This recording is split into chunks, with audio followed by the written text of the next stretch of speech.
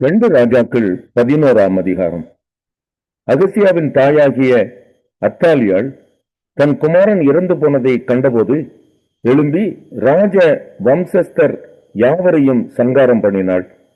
யோராம் என்னும் ராஜாவின் குமாரத்தியும் அகசியாவின் சகோதரியுமாகிய யோசேபாள் கொலை உண்ணப்படுகிற ராஜகுமாரரின் நடுவில் இருக்கிற அகசியாவின் மகனாகிய யோவாசை களவாய் எடுத்தாள்.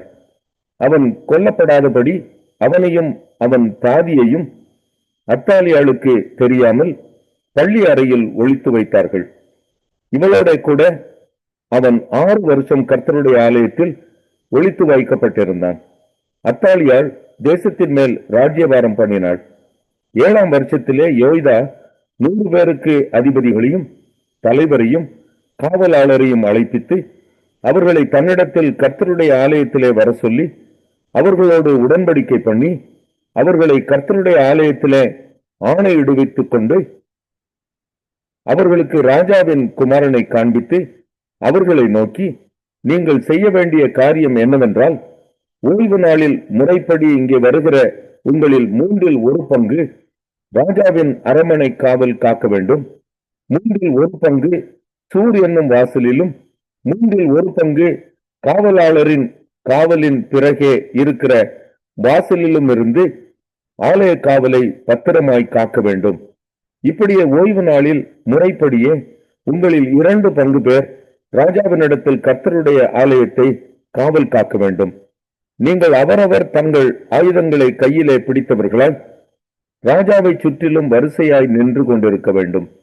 வரிசைகளுக்குள் புகுந்து வருகிறவன் கொலை செய்யப்பட கடவன். ராஜா வெளியே போகும்போதும் உள்ளே வரும்போதும் நீங்கள் அவரோட இருங்கள் என்றான். ஆசாரியனாகிய யோய்தா கட்டளையிட்டபடியெல்லாம் 100 பேருக்கு அதிபதிகள் செய்து அவரவர் ஓய்வு நாளில் முறைப்படி வருகிறவர்களும் முறைப்படி போகிறவர்களுமாகிய தங்கள் மனுஷரை கூட்டிக் கொண்டு ஆசாரியனாகிய யோய்தாவினிடத்தில் வந்தார்கள். ஆசாரியன் கர்த்தரின் ஆலயத்தில் தாவீது ராஜா வைத்திருந்த ஈட்டிகளையும் கேடகங்களையும் 100 பேருக்கு அதிபதிகளிடத்தில் கொடுத்தான். காவலாளர் அவரவர் தங்கள் ஆயுதங்களை பிடித்தவர்களால் ஆலயத்தின் வலது பக்கம் தொடங்கி அதன் இடது பக்கம் மட்டும் பலிபீடத்திற்கு எதிராகவும் ஆலயத்திற்கு எதிராகவும் ராஜாவை சுற்றிலும் நின்றார்கள். அப்பொழுது அவன் ராஜகுமாரனை வெளியே கொண்டு வந்து கிரீடத்தை அவன் மேல் வைத்து சாட்சியின் ஆகமத்தை அவன் கையிலே கொடுத்தான். இப்படி அவனை ராஜாவாக்கி அபிஷேகம் பண்ணி ராஜா வாழ்க என்று சொல்லி கை கொட்டினார்கள். ஊடி வருகிற ஜனங்கள் செய்த ஆரவாரத்தை அத்தாலியாள் கேட்டபோது அவள் கர்த்தருடைய ஆலயத்திற்கு ஜனங்களிடத்தில் வந்து, இதோ ராஜா முறைமையின்படியே தூண்டண்டையிலே நிற்கிறதையும் ராஜா வண்டையில் நிற்கிற பிரபுக்களையும் எக்காலம் ஊதுகிறவர்களையும் தேசத்து ஜனங்களையும் எல்லாரும் சந்தோஷப்பட்டு எக்காலம் ஊதுகிறதையும் கண்டவுடனே அத்தாலியாள் தன் வஸ்திரங்களை கிழித்துக் கொண்டு துரோகம் துரோகம் என்று கூவினாள். ஆசாரியனாகிய யோய்தா ராணுவ தலைவராகிய 100 பேருக்கு அதிபதிகளானவர்களுக்கு கட்டளையிட்டு, இவளை வரிசைகளுக்கு புறம்பே கொண்டு போங்கள், இவளை பின்பற்றுகிறவனை பட்டயத்தாலே வெட்டி போடுங்கள் என்றான். கர்த்தருடைய ஆலயத்தில் அவளை கொல்லலாகாது என்று ஆசாரியன் சொல்லியிருந்தான். அவர்கள் அவளுக்கு இடம் உண்டாக்கின போது ராஜாவின் அரண்மனை குதிரைகள் பிரவேசிக்கிற வழியிலே அவள் போகையில் அவளை கொண்டு போட்டார்கள். அப்பொழுது யோய்தா அவர்கள் கர்த்தருடைய ஜனமாய் இருக்கும்படிக்கு ராஜாவும் ஜனங்களும் கர்த்தருடைய உடன்படிக்கை பண்ணவும் ராஜாவும் ஜனங்களும் ஒருவருடன் உடன்படிக்கை பண்ணவும் செய்து, பின்பு தேசத்தின் ஜனங்கள் எல்லாரும் பாகாலின் கோவிலில் போய் அதை இடித்து அதன் பலிபீடங்களையும் அதன் விக்கிரகங்களையும் முற்றிலும் உடைத்து பாகாலின் பூஜாசாரியாகிய மாத்தானை பலிபீடங்களுக்கு முன்பாக கொண்டு போட்டார்கள். ஆசாரியன் கர்த்தருடைய ஆலயத்தை விசாரிக்கும் உத்தியோகஸ்தரை ஏற்படுத்தினான். 100 பேருக்கு அதிபதிகளையும் தலைவரையும் காவலாளரையும் தேசத்தின் ஜனங்களையும் கூட்டி ராஜாவை கர்த்தருடைய ஆலயத்திலிருந்து இறங்க பண்ணி அவனை காவலாளரின் வாசல் வழியாய் ராஜ அரண்மனைக்கு அழைத்துக் கொண்டு போனார்கள். அங்கே அவன் ராஜாக்களுடைய சிங்காசனத்தின் மேல் உட்கார்ந்தான். தேசத்தின் ஜனங்கள் எல்லாரும் மகிழ்ந்து நகரம் அமைதலாயிற்று.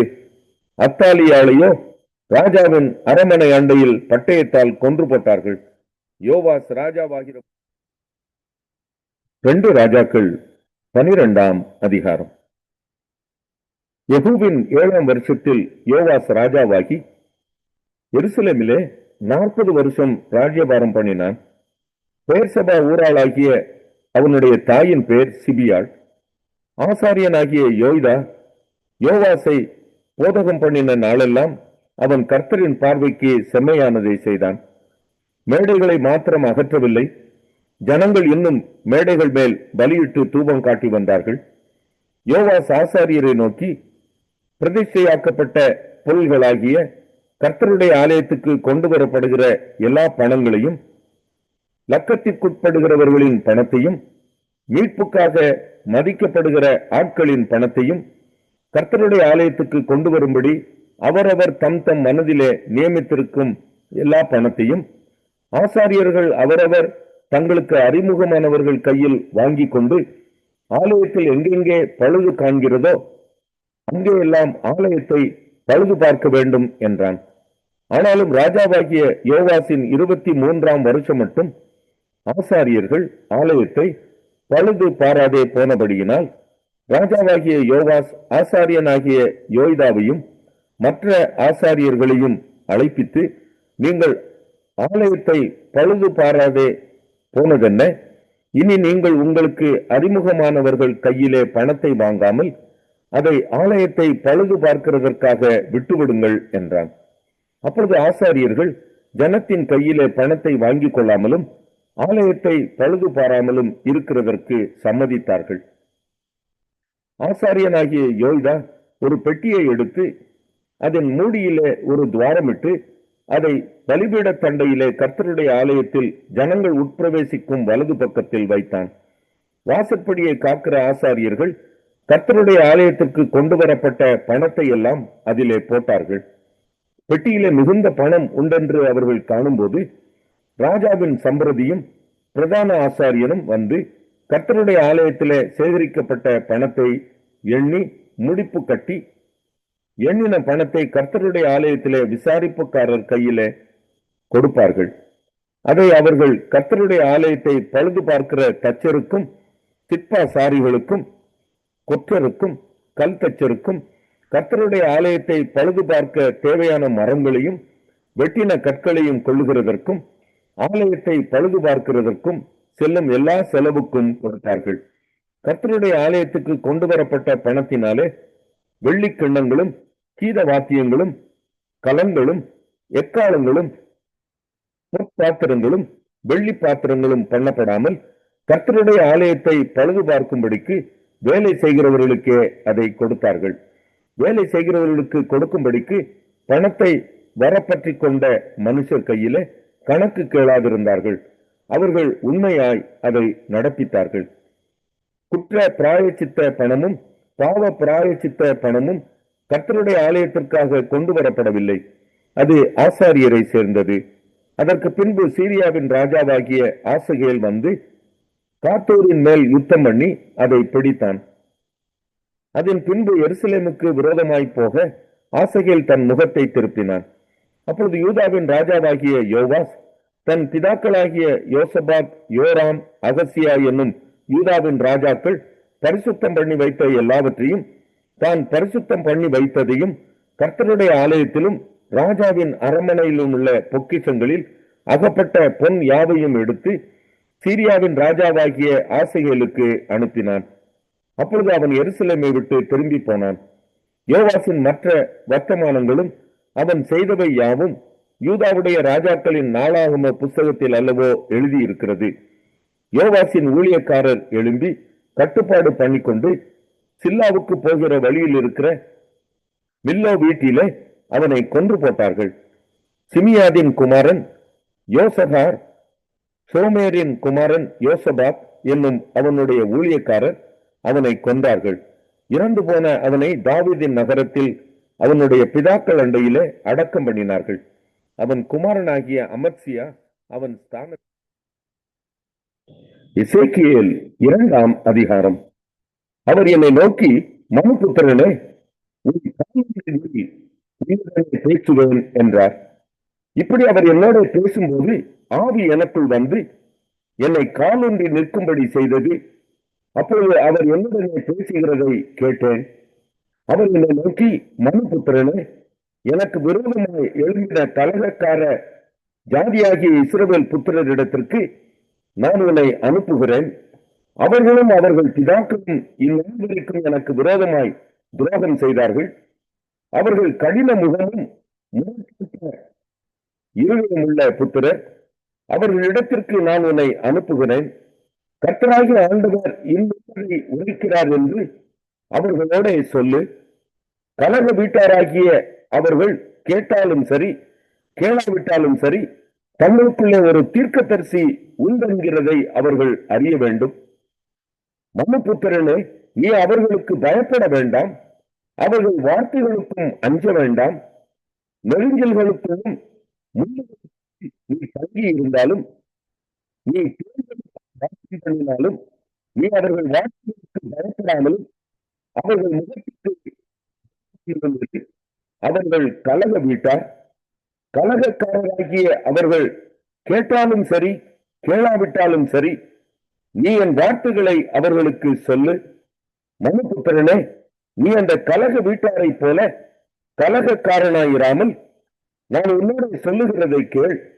உன் வாயை திறந்து எனக்கு கொடுக்கிறதை புசி என்றார். அப்போது இதோ உங்களுக்கு நீக்கப்பட்ட ஒரு கையை கண்டேன். அந்த கையில ஒரு புஸ்தக சுருள் இருந்தது. அவர் அதை எனக்கு முன்பாக விரித்தார். அதில் உள்ளும் புலம்பும் எழுதப்பட்டிருந்தது. அதிலே புலம்பல்களும் தவிப்பும் ஐயோ என்பது. 2 கொரிந்தியர் 8ஆம் அதிகாரம். அன்றியும் சகோதரரே, மக்கெதோனியா நாட்டு சபைகளுக்கு தேவன் அளித்த கிருபையை உங்களுக்கு அறிவிக்கிறோம். அவர்கள் மிகுந்த உபத்திரவத்தினாலே சோதிக்கப்படுகையில் கொடிய தரித்திரமுடையவர்களாயிருந்தும் தங்கள் பரிபூர்ண சந்தோஷத்தினாலே மிகுந்த உதாரத்துவமாய் கொடுத்தார்கள். மேலும் அவர்கள் தங்கள் திராணிக்கு தக்கதாகவும் தங்கள் திராணிக்கு மிஞ்சியும் கொடுக்க தாங்களே மனதுள்ளவர்களாய் இருந்தார்கள் என்பதற்கு நான் சாட்சியாயிருக்கிறேன். தங்கள் உபகாரத்தையும் பரிசுத்தவான்களுக்கு செய்யப்படும் தர்ம ஊழியத்தின் பங்கையும் நாங்கள் ஏற்றுக்கொள்ளும்படி அவர்கள் எங்களை மிகவும் வேண்டிக் கொண்டார்கள். மேலும் நாங்கள் நினைத்தபடி மாத்திரம் கொடாமல் தேவனுடைய சித்தத்தினாலே முன்பு தங்களை தாமே கர்த்தருக்கும் பின்பு எங்களுக்கும் ஒப்புக் கொடுத்தார்கள். ஆதலால் தீத்து இந்த தர்ம காரியத்தை உங்களிடத்தில் தொடங்கினபடியே அதை முடிக்கவும் வேண்டுமென்று அவனை கேட்டுக்கொண்டோம். அல்லாமலும் விசுவாசத்திலும் போதிப்பிலும் அறிவிலும் எல்லாவித ஜாக்கிரதையிலும் எங்கள் மேலுள்ள உங்கள் அன்பிலும் மற்றெல்லா காரியங்களிலும் நீங்கள் பெருகி இருக்கிறது போல இந்த தர்ம காரியத்திலும் பெருக வேண்டும். இதை நான் கட்டளையாக சொல்லாமல் மற்றவர்களுடைய ஜாக்கிரதையை கொண்டு உங்கள் அன்பின் உண்மையை சோதிக்கும் பொருட்டே சொல்லுகிறேன். நம்முடைய கர்த்தராகிய இயேசு கிறிஸ்துவின் கிருபையை அறிந்திருக்கிறீர்களே. அவர் ஐஸ்வர்யம் உள்ளவராயிருந்தும் நீங்கள் அவருடைய தரித்திரத்தினாலே ஐஸ்வர்யவான்களாகும்படிக்கு உங்கள் நிமித்தம் தரித்திரரானாரே. இதை குறித்து என் யோசனையை உங்களுக்கு அறிவிக்கிறேன்.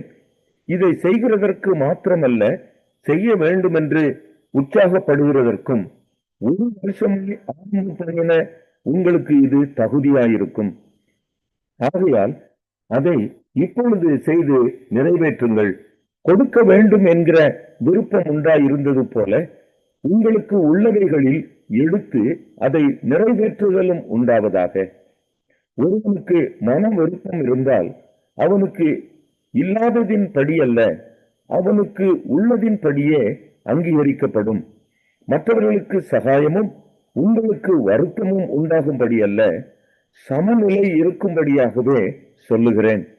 எப்படியெனில் மிகுதியாய் சேர்த்தவனுக்கு அதிகமானதும் இல்லை, கொஞ்சமாய் சேர்த்தவனுக்கு குறைவானதும் இல்லை என்று எழுதியிருக்கிற பிரகாரம் சமநிலை பிரமாணத்தின்படியே அவர்களுடைய செல்வம் உங்கள் வறுமைக்கு உதவும்படிக்கு இக்காலத்திலே உங்களுடைய செல்வம் அவர்களுடைய வறுமைக்கு உதவுவதாக. அன்றியும் உங்களுக்காக இப்படிப்பட்ட ஜாக்கிரதை உண்டாயிருக்கும்படி தீத்துவின் இருதயத்தில் அருளின தேவனுக்கு ஸ்தோத்திரம். நாங்கள் கேட்டுக்கொண்டதை அவன் அங்கீகரித்ததும் அல்லாமல் அவன் அதிக ஜாக்கிரதையாயிருந்து தன் மன விருப்பத்தின்படியே உங்களிடத்திற்கு வர புறப்பட்டான். சுவிசேஷ ஊழியத்தில் எல்லா சபைகளிலும் புகழ்ச்சி பெற்ற ஒரு சகோதரனை அவனோடு கூட அனுப்பியிருக்கிறோம். அது மாத்திரமல்ல, கர்த்தருக்கு மகிமை உண்டாகவும் உங்கள் மன விருப்பம் விளங்கவும் எங்கள் ஊழியத்தினாலே சேர்க்கப்படும் தர்ம பணத்தை கொண்டு போகையில் எங்களுக்கு வழித்துணையாய் இருக்கும்படி அவன் சபைகளால் தெரிந்து ஏற்படுத்தப்பட்டவனாயும் இருக்கிறான். எங்கள் ஊழியத்தினாலே சேர்க்கப்படும் இந்த மிகுதியான தர்ம பணத்தை குறித்து ஒருவனும் எங்களை குற்றப்படுத்தாதபடிக்கு நாங்கள் எச்சரிக்கையாயிருந்து கர்த்தருக்கு முன்பாக மாத்திரமல்ல மனுஷருக்கு முன்பாகவும் யோக்கியமானவைகளை செய்ய நாடுகிறோம். மேலும் அநேக காரியங்களில் ஜாக்கிரதை உள்ளவன் என்று நாங்கள் பலமுறை கண்டறிந்தவனும் இப்பொழுது உங்கள் மேலுள்ள மிகுந்த நம்பிக்கையினாலே அதிக ஜாக்கிரதை உள்ளவனுமாகிய நம்முடைய சகோதரனையும் இவர்களோட கூட அனுப்பியிருக்கிறோம்.